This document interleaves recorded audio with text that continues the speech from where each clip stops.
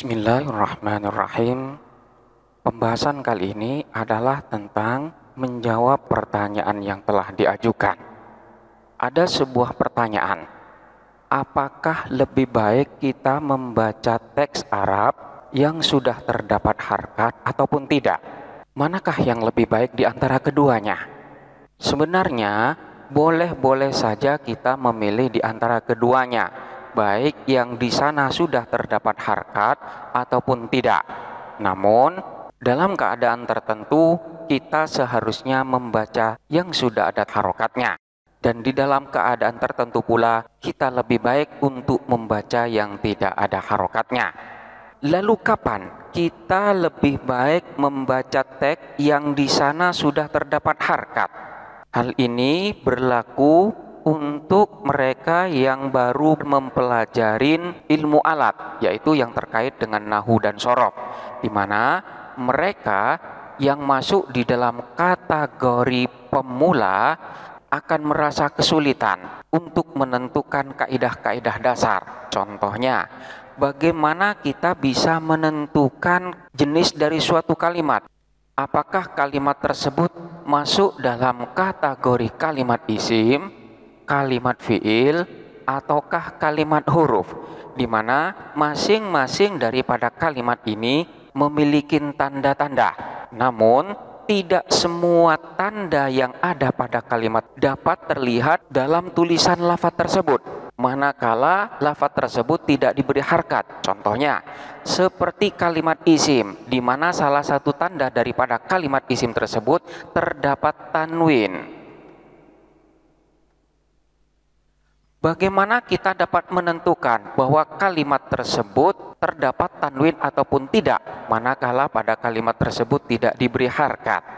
Begitu juga yang ada pada kalimat fiil. Contohnya, salah satu tandanya adalah di sana terdapat tak taknis. Bagaimana cara kita untuk menentukan apakah tak tersebut adalah tak taknis ataupun bukan, manakala pada kalimat tersebut tidak terdapat harkat? Contohnya seperti lafaz di sini terdapat tak yang ada di akhir. Manakala lafaz ini tidak diberi harkat, maka kita tidak dapat menentukan apakah tak di sini adalah tak taknis ataupun tak yang lainnya. Jadi, untuk pemula, yaitu orang yang memang baru belajar, maka lebih baik untuk membaca kitab atau membaca teks Arab di mana di sana sudah terdapat harkat. Jadi disinilah lebih baik membaca teks yang terdapat harkatnya daripada yang tidak terdapat harkatnya, yaitu diperuntukkan bagi pemula. Namun, bagi para pelajar yang sudah memiliki dasar-dasar ilmu alat, baik nahu ataupun sorof, maka lebih baik untuk membaca teks Arab yang tidak berharkat. Kenapa? Karena di sana terdapat berbagai macam kelebihan dibandingkan teks yang memang di sana sudah terdapat harokatnya. Di antaranya adalah salah satunya, manakala lafaz tersebut sudah terdapat harkat, maka seringkali kita temukan harkat yang ada itu salah. Hal ini bisa jadi karena kesalahan orang yang memberi harkat ataupun kesalahan yang tidak disengaja, seperti salah mengetik dan lain sebagainya. Dan ada kalanya kesalahan-kesalahan tersebut bisa menimbulkan kesalahan yang fatal, ataupun kadangkala hanya kesalahan yang ringan saja. Namun apabila terkait dengan hukum yang terdapat di dalam kitab fikih, maka apabila salah harkat, maka akan menimbulkan hukum yang berbeda dengan apa yang diinginkan. Dan hal tersebut bisa dikatakan dengan kesalahan yang fatal, karena ini terkait dengan hukum. Kemudian yang kedua, manakala suatu kalimat tersebut sudah terdapat harkat, maka kita tidak bebas untuk berkreasi dalam membaca suatu kalimat. Karena terkadang suatu kalimat itu dapat dibaca dengan berbagai macam variasi, sekalipun makna yang dimaksudkan itu sama. Contohnya seperti lafaz faslun yang ada di awal pembahasan kitab. Lafadz faslun ini dapat kita baca sesuai dengan keinginan kita dengan alasan yang berbeda-beda pula. Lafadz faslun ini dapat pula kita jadikan sebagai khobar, atau dapat pula kita baca dengan faslan, dengan menjadikannya sebagai maf'ul bih dan lain sebagainya. Ini adalah contoh kecil dari variasi dalam membaca teks Arab. Jadi, manakala kita sudah memiliki dasar terhadap nahwu dan shorof, maka lebih baik untuk tidak membaca teks yang sudah terdapat harokatnya. Kita ambil contoh kecil, seperti yang terdapat di dalam susunan kalimat.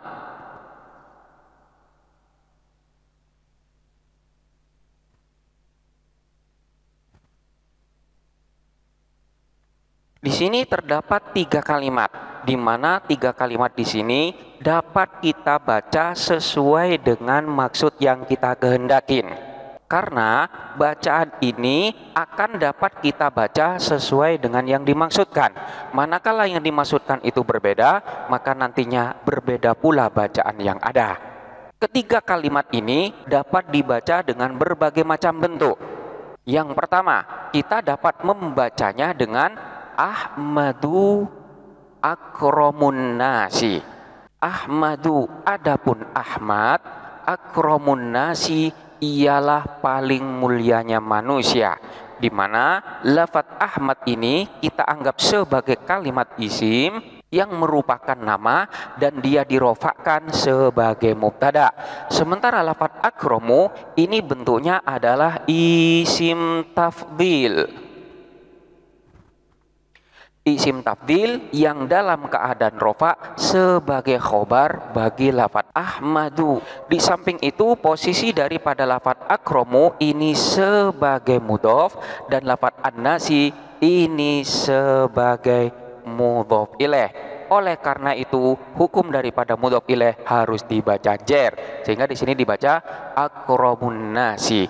Ahmadu adapun Ahmad, akromun nasi ialah paling mulianya manusia. Ini bacaan yang pertama. Kemudian bacaan yang kedua, ketiga lafadz ini dapat pula dibaca dengan Ahmadu akroman nasa. Ahmadu adapun Ahmad, akroma ialah memuliakan siapa dia Ahmad an-nasa kepada manusia. Lafadz Ahmadu ini sama dengan bacaan yang pertama tadi, di mana lafadz Ahmad ini kita anggap sebagai isim alam yang berkedudukan sebagai mubtada karena isim alam ini sudah termasuk dari isim ma'rifat. Selanjutnya khobar daripada lafadz Ahmad ini adalah lafadz akroma, di mana lafadz akroma ini kita jadikan sebagai fi'il madhi. Jadi khobarnya di sini adalah berupa jumlah fi'liyah yang terdiri dari susunan fi'il dan fa'il. Fa'ilnya adalah berupa dhamir huwa yang tersimpan pada lafadz akroma, di mana huwa ini maknanya kembali kepada lafadz Ahmad. Jadi Ahmadu adapun Ahmad, akroma ialah memuliakan siapa Ahmad. Selanjutnya lafadz an-nas ini kita baca nasab dan dijadikan sebagai maf'ul bih dari lafadz akroma. Jadi Ahmadu akroman nasa, Ahmadu adapun Ahmad, akroma ialah memuliakan siapa dia Ahmad, an-nasa kepada manusia. Ini adalah bacaan yang kedua. Kemudian bacaan yang ketiga, boleh juga kita membaca dengan Ahmadu akrim an-nasa. Ahmadu, wahai Ahmad, akrim, hendaklah memuliakan siapa engkau, an-nasa kepada manusia. Lafadz Ahmadu di sini dirofakkan sebagai munada mufrad alam, di mana di sini membuang huruf nidanya yaitu berupa lafadz ya. Jadi pada asalnya adalah ya Ahmadu, selanjutnya adat nidanya di sini dibuang dan tersisalah lafadz Ahmadu. Ahmadu, wahai Ahmad. Akrim, lafadz akrim ini adalah merupakan fi'il amar dari lafadz akroma yukrimu. Akrim, hendaklah memuliakan siapa engkau. Anta ini adalah fa'il daripada lafaz akrim, di mana anta ini adalah merupakan dhamir mustatir wujub, dhamir yang wajib tersimpan, di mana tidak boleh ditampakkan. Makna daripada anta ini kembali kepada lafaz Ahmad. Jadi yang disuruh adalah Ahmad. Wahai Ahmad, akrim, hendaklah memuliakan siapa engkau, hei Ahmad, an-nasa, kepada manusia. Lafaz an-nas ini dibaca nasab karena berkedudukan sebagai maf'ul bih dari lafaz akrim. Jadi di sini tanda nasabnya dengan menggunakan fathah karena termasuk dari jamak taksir. Jadi sekali lagi, Ahmadu ini dibaca mabni rofa, yaitu dimabnikan dengan tanda rofa, di mana tanda rofanya di sini dengan menggunakan dhammah namun tanpa tanwin. Ahmadu karena berkedudukan sebagai munada mufrad alam. Wahai Ahmad. Akrim ini adalah fi'il amar yang merupakan susunan dari jumlah fi'liyah, yaitu tersusun dari fi'il dan fa'il, di mana fa'ilnya di sini wajib tersimpan, yaitu berupa dhamir anta yang maknanya kembali kepada Ahmad. Akrim, hendaklah memuliakan siapa engkau, hei Ahmad, an-nasa, kepada manusia. Ini bacaan yang ketiga. Kemudian yang keempat, kita bisa saja membaca lafaz-lafaz ini dengan Ahmadu akraman nasi. Lafaz Ahmadu di sini tidak kita jadikan sebagai kalimat isim sebagaimana ketiga bacaan yang tadi. Namun di sini lafaz Ahmadu kita anggap sebagai fi'il mudhari dengan huruf mudharaah yang berupa hamzah. Jadi Ahmadu memuji siapa saya. Jadi fa'ilnya adalah dhamir ana yang tersimpan. Ahmadu memuji siapa saya, akraman nasi, kepada paling mulianya manusia. Lafaz akroma ini dinasobkan karena berkedudukan sebagai maf'ul bih dari lafaz Ahmadu, sementara lafaz an-nasi ini dibaca jar karena berkedudukan sebagai mudhof ilaih. Jadi akroma ini adalah mudhofnya, sementara an-nasi ini adalah mudhof ilaihnya. Jadi berbeda dengan tiga bacaan yang pertama, di mana ketiga bacaan yang pertama tadi lafaz Ahmadu ini dianggap sebagai nama, jadi nama seseorang. Namun bacaan yang keempat ini Ahmadu dibaca sebagai fi'il mudhari dari lafaz hamida. Hamida yahmadu, maknanya adalah memuji. Ketika dibaca Ahmadu maka maknanya adalah saya memuji. Ahmadu akraman nasi, Ahmadu memuji siapa saya, akraman nasi, kepada paling mulianya manusia. Ini adalah bacaan yang keempat. Kemudian bacaan yang kelima adalah lafaz Ahmadu ini sama dengan yang keempat, yaitu posisi daripada lafaz Ahmadu ini kita anggap sebagai kalimat fi'il. Namun dalam hal ini fi'il tersebut adalah fi'il madhi. Jadi bacaannya adalah ahamidah. Hamzahnya di sini adalah hamzah istifham, di mana hamzah istifham itu mengandung makna pertanyaan. Maknanya adalah apakah.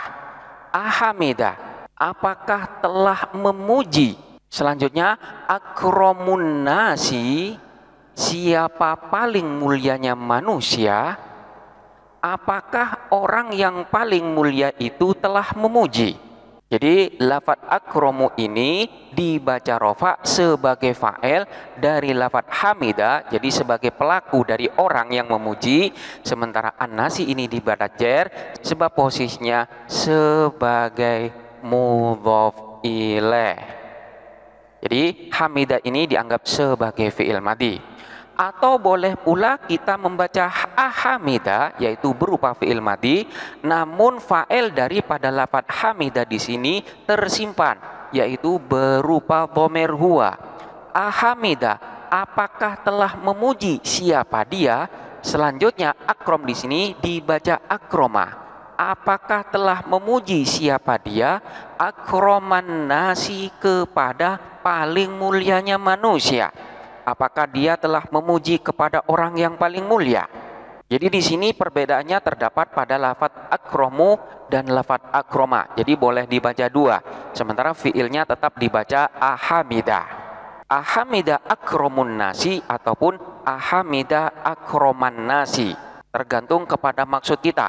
Apakah yang memuji itu adalah dia ataukah yang memuji di sana adalah orang yang paling mulia. Sehingga di sini akan memunculkan bacaan yang berbeda. Dan selanjutnya, boleh pula kita membaca dengan bentuk yang sedikit berbeda dengan yang tadi, yaitu kita baca dengan humida akromun nasi. Apakah humida telah dipuji. Jadi bentuknya ini tetap sebagai fi'il madhi, namun di sini dibentuk mabni majhul, di mana tidak ada fa'ilnya, namun yang ada hanyalah naibul fa'il, dan naibul fa'ilnya adalah berupa lafadz akromun nasi. Jadi apakah humida telah dipuji akromun nasi, siapa paling mulianya manusia? Apakah orang yang paling mulia itu telah dipuji? Jadi akromu di sini dibaca rofa karena berkedudukan sebagai naibul fa'il, sementara an-nasi di sini dibaca jer karena posisinya sebagai mudhof ilaih sama dengan yang tadi. Lalu pertanyaan selanjutnya adalah, manakah yang paling benar di antara bacaan-bacaan yang tadi? Maka jawabannya adalah semuanya benar karena telah sesuai dengan kaidah yang ada. Tinggal bacaan manakah di antara bacaan-bacaan yang ada tersebut yang sesuai dengan maksud kita atau yang dimaksudkan di dalam susunan kalimat yang ada. Bisa jadi sebelum lafadz ini terdapat lafadz-lafadz yang sebelumnya, di mana lafadz sebelumnya ini bisa menjadi dalil atau bisa menjadi indikator terhadap seharusnya kita akan membaca bagaimana terhadap lafadz yang ada ini. Atau jikalau sebelumnya memang tidak ada lafadz sebelumnya, hanya ketiga lafadz ini, maka kita dapat menentukan bacaan tersebut sesuai dengan maksud yang kita inginkan. Apakah lafadz yang pertama ini kita anggap sebagai kalimat isim, maka nantinya akan kita baca Ahmadu, ataukah kita anggap lafadz ini adalah sebagai kalimat fiil, yaitu bisa berupa lafadz Ahmadu yang merupakan fiil mudhari, ataukah berupa lafadz ahumida atau ahamida sebagai fi'il madhi yang didahuluin oleh hamzah istifham. Ini adalah sedikit contoh di mana teks Arab yang tidak ada harokatnya itu lebih kaya terhadap variasi bacaan, dan variasi bacaan tersebut akan mempengaruhi terhadap makna yang ada. Ini adalah kelebihan dari membaca teks Arab yang tidak ada harokatnya. Beda halnya manakala teks tersebut adalah berupa nas Al-Quran ataupun hadis, maka lebih baik kita membaca teks yang ada harokatnya, karena masing-masing daripada lafaz tersebut telah ditentukan di dalam nas dan tidak boleh dirubah bacaannya. Sekalipun seandainya dirubah, itu mungkin dibenarkan di dalam kaidah nahwu ataupun sorof, namun nantinya akan merubah terhadap makna dan tujuan yang ada. Jadi untuk teks Al-Quran ataupun teks hadis lebih baik dan lebih diutamakan untuk membaca yang ada harokatnya daripada yang tidak ada harokatnya. Hal tersebut dimaksudkan agar kita tidak melakukan suatu kesalahan di dalam bacaan, karena kesalahan dalam bacaan akan merubah terhadap makna dan maksud yang dikehendakin. Selanjutnya silakan dipelajarin dengan seksama dan sampai jumpa pada pembahasan dari pertanyaan-pertanyaan yang lainnya. Semoga bermanfaat dan tetap semangat untuk belajar.